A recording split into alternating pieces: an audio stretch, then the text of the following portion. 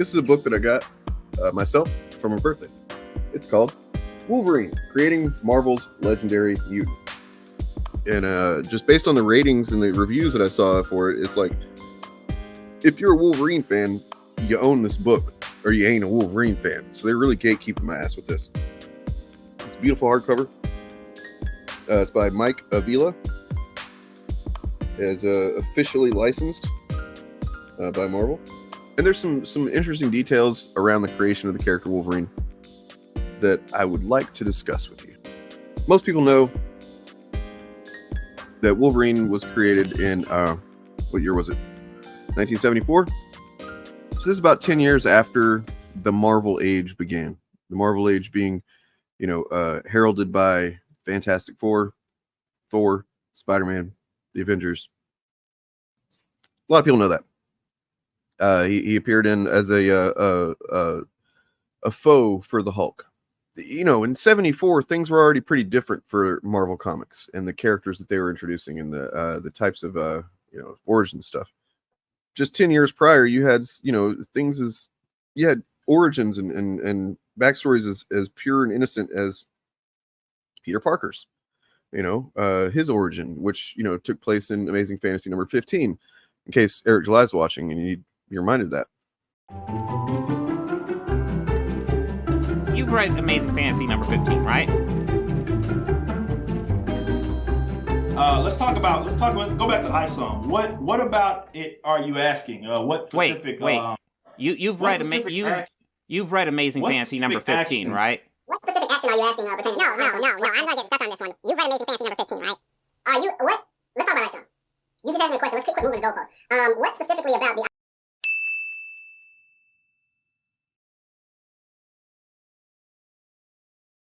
There are plenty of people that don't know who Spider-Man is, dipshit. Suffering Steve Ditko! How can you not know that Spider-Man first appeared in 1962's classic Amazing Fantasy number 15?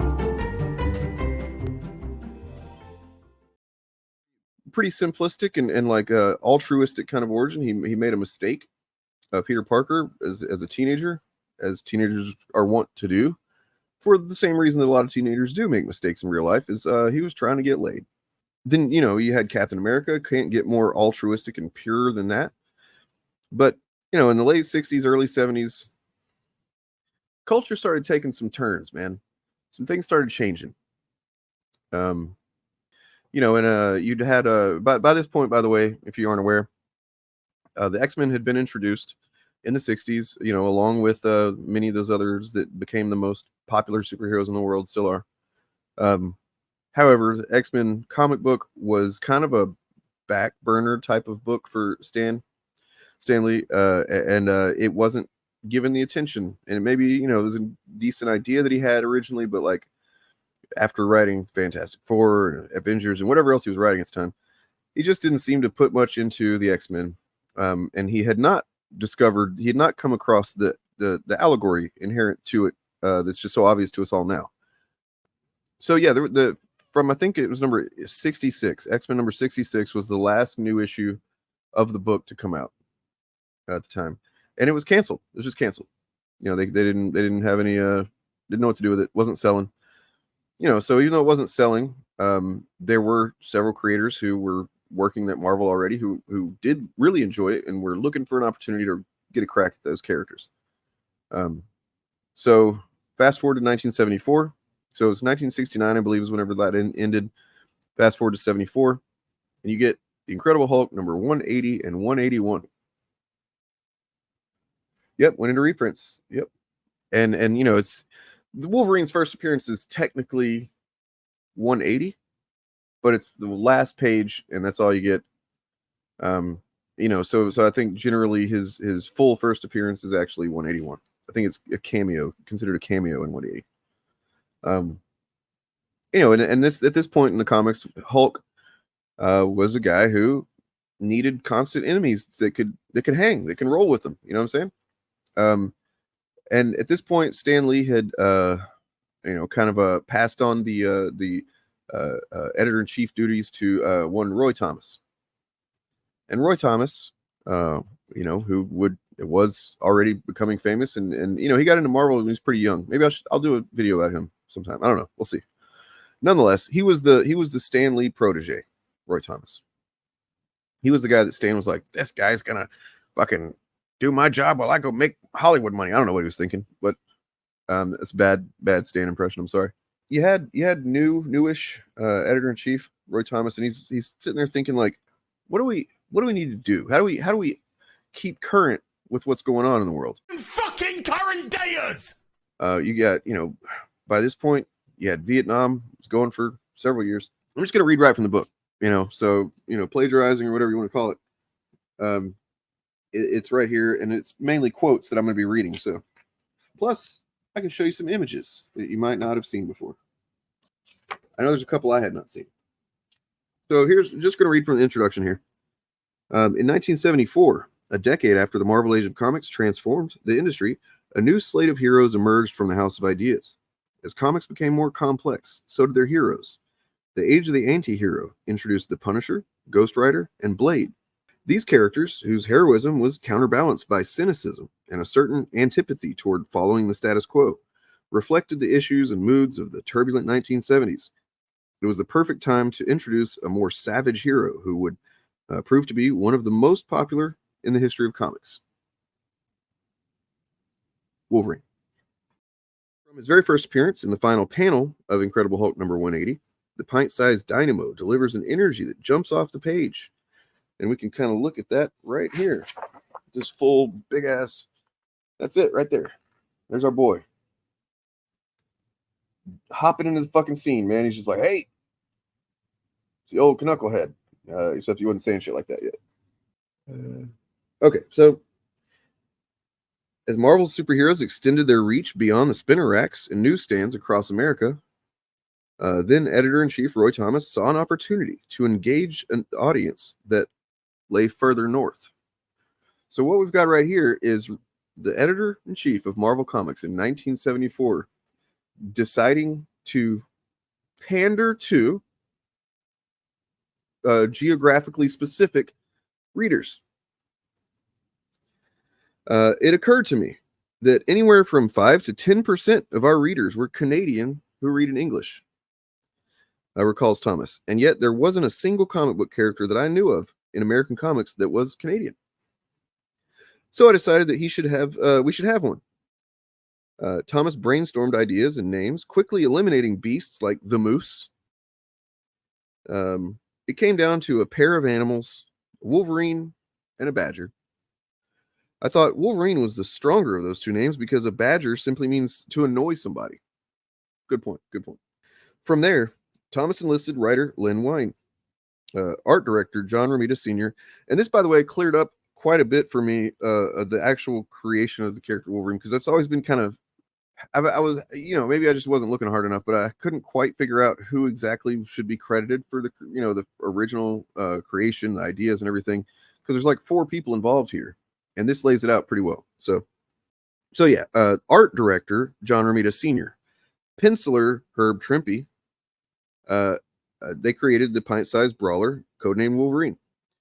Back in the early 1970s, new characters were often introduced each month. Usually, a writer would conjure up an idea for a hero or villain and discuss it with the artist, who would then create a character on the page. The invention of Wolverine was an exception, because it began with Thomas's brainstorm to add a Canadian character to Marvel's roster. Romita Sr., whose design expertise had already birthed characters such as the Kingpin and Luke Cage, provided the sketches that would inform Wolverine's visual template. The legendary artist initially had no idea what he was conceptualizing. I thought a Wolverine was a female wolf, says Romita Sr., laughing in a 2012 interview in the Comics Reporter. I see a picture, and it described a small, ferocious character with tremendous claws, and it's cat-like, which was a surprise to me. So I envisioned a guy who was very short and powerful. I described him as 5'4", 5'5". I also said he was very ferocious, always hungry. In other locations, I've read that Roy Thomas actually did. He wanted him to be short. He wanted him to be short, and he wanted him to be Canadian. Okay, so you've got identity. You know, the characteristics of this guy were necessary to the creation. Like they had to be. The same way that, you know, like nowadays you might say that Kamala Khan was created as a Muslim American, you know, or Miles Morales was created as African American and Hispanic, and yet chuds will say that that's some kind of forced thing. They'll say that there's pandering, as if that's just inherently bad.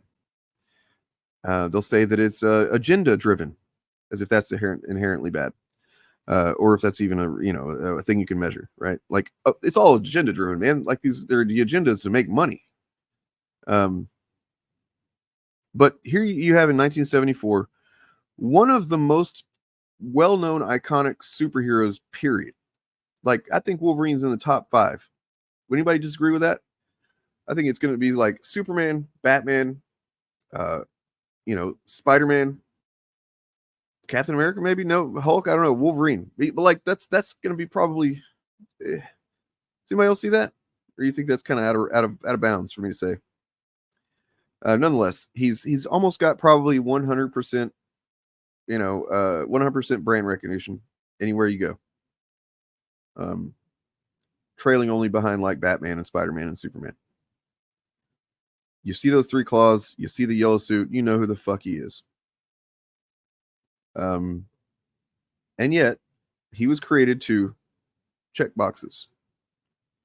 He had to be short. He had to be Canadian. You know?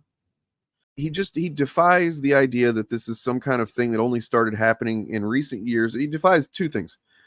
That it's some kind of new development for comic creators or comic publisher to decide, we want to make a character that fits this reader demographic or at least represents this specific type of person demographic, right?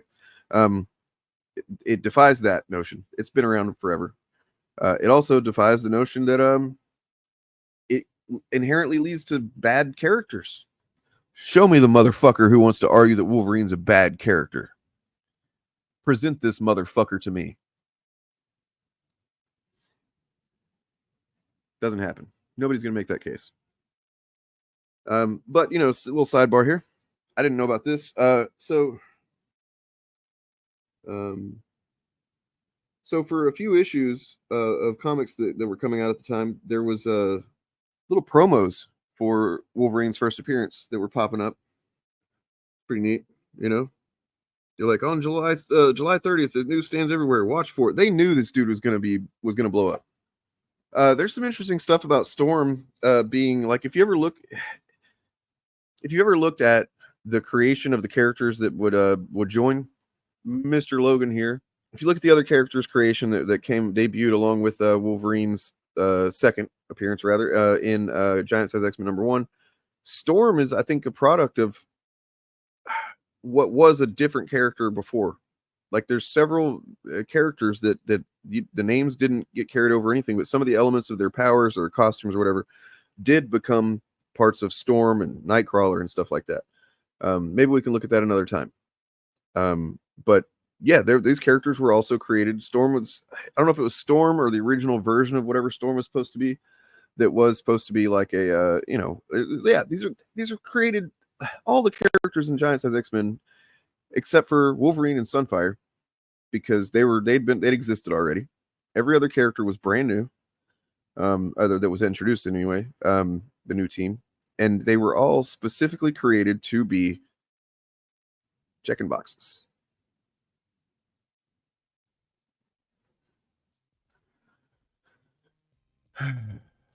So there you go.